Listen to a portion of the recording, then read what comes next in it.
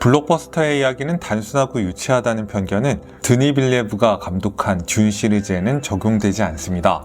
이 영화는 어느 날 짠 하고 나타난 주인공이 악당을 물리치고 사람들을 해방시킨다는 할리우드식 구세주 서사에 의존하지 않습니다. 스포일러를 최대한 빼고 말씀드리자면 이 영화는 과연 구세주의 등장이 구원받는 사람들에게 그리고 구세주 본인에게 축복이기만 할까? 라는 근본적인 질문을 던지고 있습니다. 어떻게 보면 역사와 종교를 관통하는 거대한 질문이기도 한데요. 영화는 블록버스터의 한계에도 불구하고 이 질문 앞에서 번민하는 등장인물들의 내면을 기대보다 섬세한 필치로 그립니다. 주인공 폴 아트레이데스가 인간으로서의 소망과 구세주로서의 운명 사이에서 갈등할 때는 언뜻 마틴 스코세지 감독의 그리스도 최후의 유혹에서 그린 예수가 연상될 정도였습니다. 이 영화는 할리우드 블록버스터가 단순히 웅장한 스펙타클을 연출하는 것을 넘어서 동시에 얼마나 진중한 스토리텔링을 할 수 있는가를 보여주는 수작입니다. 해밀턴에서 제작한 소품이 이 멋진 세계관에 포함되어 있다는 사실이 한 명의 시계 팬으로서 뿌듯하게 느껴졌습니다. 인터스텔라를 비롯한 수많은 작품들을 다시 언급하지 않더라도 해밀턴은 이미 할리우드가 가장 사랑하는 시계 브랜드로 유명합니다. 영화의 완성도를 위해서 필요하다면 아예 존재하지 않는 시계를 새로 만들어내기도 하는데요. 이번 듄 파트 2에서도 마찬가지입니다. 소품 담당 더그 할로커와의 긴밀한 협업을 통해서 극중의 프레맨을 위한 데저트 와치를 디자인했습니다. 프레맨은 듄 시리즈의 주무대가 되는 사막 행성 아라키스의 원주민들입니다. 해밀턴은 이 사람들에게 어울릴 만한 굉장히 낡았으면서도 미래적인 오랜 세월 혹사당한 것처럼 보이지만 어떻게든 작동은 할 것 같은 뭔가를 만들어냈습니다. 프레맨의 파란 눈에서 영감을 받아서 그 와중에 다이얼에다 파란색 액센터를 넣은 디테일이 참 해밀턴스럽습니다. 아쉽지만 이 도구가 어떻게 작동하는지는 극중에서 잘 드러나진 않습니다. 하지만 날카로운 눈을 가지신 분들은 주인공인 폴 아트레이데스가 1편에서와는 다른 뭔가를 손목에 차고 있다는 것 정도는 충분히 감지하실 수 있을 겁니다. 얼마 전 이 데저트 와치의 1:1 복제품을 직접 만났습니다. 굉장히 멋있긴 한데 일단 시간 기능이 없고 크기가 너무 커서 이대로 시계로 상품화하는 건 불가능해 보였습니다. 무엇보다 2만 년 뒤를 배경으로 한 영화 속 사막민족이 찰 거라고 생각해서 만든 장비니까요. 이걸 현재의 지구인이 찰 만한 크기와 기능의 시계로 바꾸는 건 또 다른 과제일 겁니다. 해밀턴에서는 이미 잘 알려진 벤츄라 케이스에다가 데저트 워치의 디자인 요소를 반영해서 이 과제를 해결하려고 했습니다. 벤츄라가 해밀턴의 포트폴리오에서 가장 실험적이고 미래적인 아우라를 풍기는 컬렉션이라는 점에서 어느 정도 납득이 가는 선택입니다. 벤츄라 시리즈의 팬이라면은 이번 듄 시계가 무비스타로서의 벤츄라의 커리어에서 활용점정이 되는 사건으로 느껴지실 겁니다. 벤츄라는 그저 특이하게 생긴 시계가 아니라 선구자이자 무비 아이콘으로서 해밀턴의 헤리티지를 상징하는 시계입니다. 등장부터 엄청났던 게 무려 쿼츠가 발명되기 12년 전인 1957년에 세계 최초의 배터리 시계로 선을 보였습니다. 리처드 아빕이라는 자동차 디자이너가 V라인 스타일링이라는 디자인 언어에 따라서 특유의 삼각형 케이스를 설계했습니다. 지금 기준으로도 그렇지만 당시 기준으로도 파격적인 생김새의 시계였습니다.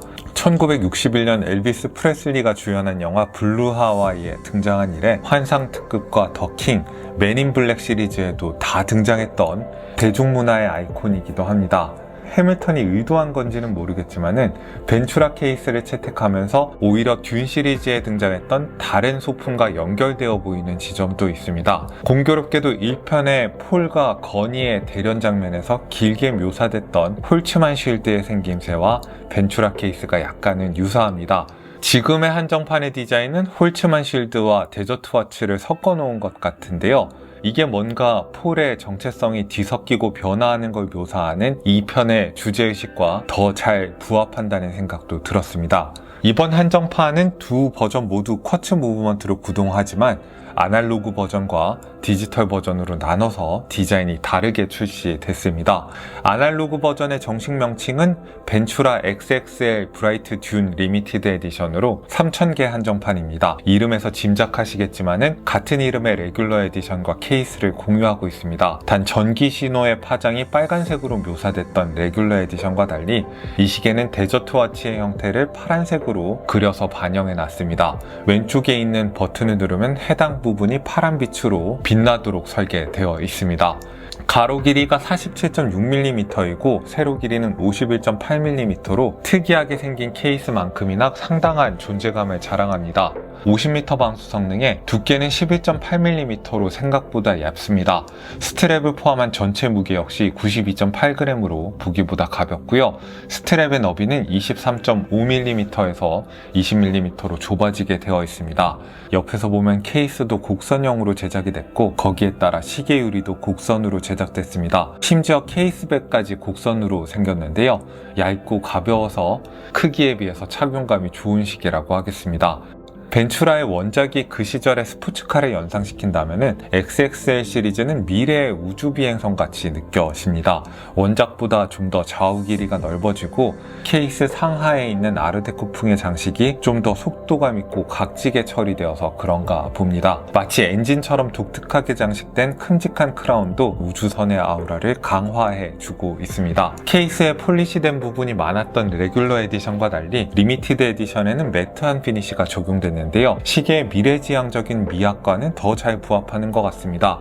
다이얼은 무광택의 검은색 바탕 위에다가 어둡게 코팅된 뾰족한 시분 초침을 올리고 야광 도료를 적절하게 활용해서 가독성을 챙겼습니다. 분단위 눈금도 없는 굉장히 미니멀한 레이아웃이지만은 아워 인덱스의 길이를 달리해서 적당한 역동성도 챙겼습니다. 기본 야광도 있고 백라이트도 있으니까 밤의 가독성을 걱정할 필요는 없겠습니다. 무브먼트는 에타의 F03 시리즈가 장착이 됐는데요. 특별한 기능은 없지만 토크가 좋은 커트 무브먼트라서 기계적 고장이 거의 없을 거라고 예상하셔도 되고요. 배터리 교체 주기는 34개월 정도를 예상하시면 되는데 백라이트 기능을 얼마나 자주 사용하느냐에 따라 이보다 길어지기도 하고 짧아지기도 할 겁니다. 러버 스트랩은 케이스와의 일체감이 좋고 튼튼하게 느껴집니다.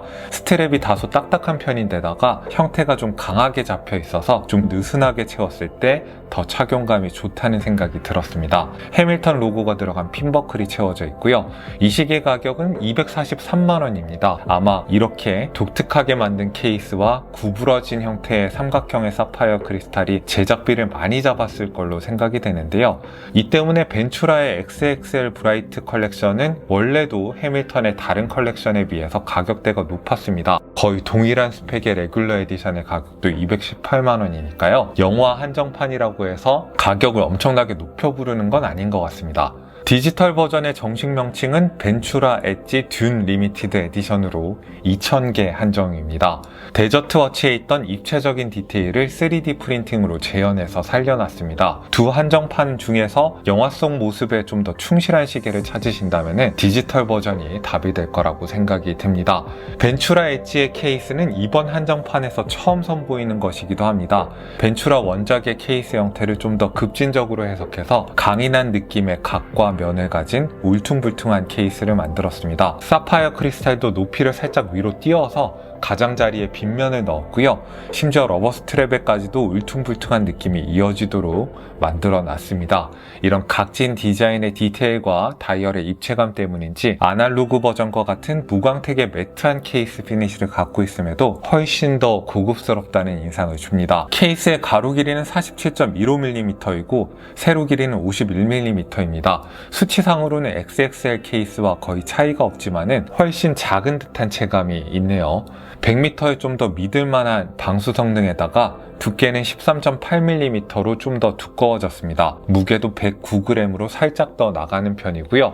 스트랩의 너비는 22mm에서 20mm로 좁아집니다. PSR과 같은 무브먼트를 활용하고 있는 것으로 보이고요. 버튼이 하나밖에 없습니다. 평소에는 배터리 소모를 줄이기 위해서 LCD 액정으로 구동하다가 3시 방향의 버튼을 누르면 파란색의 LED 라이트가 켜집니다. 숫자뿐만 아니라 데저트 워치의 블루 액센트 부분을 다 라이트로 밝혀주는 게 신비롭고 매력적입니다. 2번 누르면은 초단위 시간이 표현됩니다. 시간을 맞출 때는 버튼을 길게 누르면은 숫자들이 깜빡이면서 시간을 변경하는 모드로 진입하게 됩니다. 아날로그 버전과 달리 뒷면이 곡선이 아니라 평면이고, 이 시계는 샘플이라 누락됐지만은 제품에는 2000개 한정판의 몇 번째에 해당하는 시계인지 숫자도 다 들어간다고 합니다. 러버 스트랩은 아날로그 버전과 마찬가지로 튼튼하지만은 다소 딱딱한 느낌이 있습니다. 작은 차이지만은 핀버클도 케이스와 좀 더 조응하는 속도감 있고 각진 디자인으로 제작이 됐습니다. 많은 부분에서 아날로그 버전보다 매력적인데요. 가격이 343만 원으로 아날로그 버전보다 더 높습니다. 아마 케이스와 다이얼, 사파이어 크리스탈의 디테일이 많아진 것이 제작비를 더 높여버린 게 아닌가 생각이 되는데요. 사실 벤츄라 컬렉션이 해밀턴의 다른 모델들보다 가격대가 높게 나오는 이유는 금형 문제 때문이지 무브먼트 때문은 아닐 겁니다. 이렇게 가격이 높게 형성된 김에 오토매틱 버전도 하나쯤 내서 포함시키는 게 어땠을까 하는 생각도 들었습니다. 듄 파트 2의 데저트 워치로부터 영감을 받은 해밀턴의 두 리미티드 에디션을 살펴봤습니다. 도저히 현실에서는 찾을 수 없을 것 같은 SF 영화의 소품을 어떻게 현실의 시계로 잘 번역해냈는지를 중점적으로 보셨다면 흥미로운 영상이셨으리라 생각이 됩니다. 시계는 모든 분들이 다 구입할 수 없겠지만은 영화는 어지간하면 다 보셨으면 좋겠습니다. 스토리도 스토리고요. 시청각적인 경험이 중요한 영화입니다. 아직 안 보신 분들이 있다면은 아무 데서나 보지 마시고 꼭 압도적인 스크린 사이즈와 빠방한 스피커를 자랑하는 상영관에서 보시길 바라겠습니다. 오늘도 여러분들에게 유용한 정보가 됐기를 바라고요. 저는 김생활이었습니다. 안녕히 계십시오.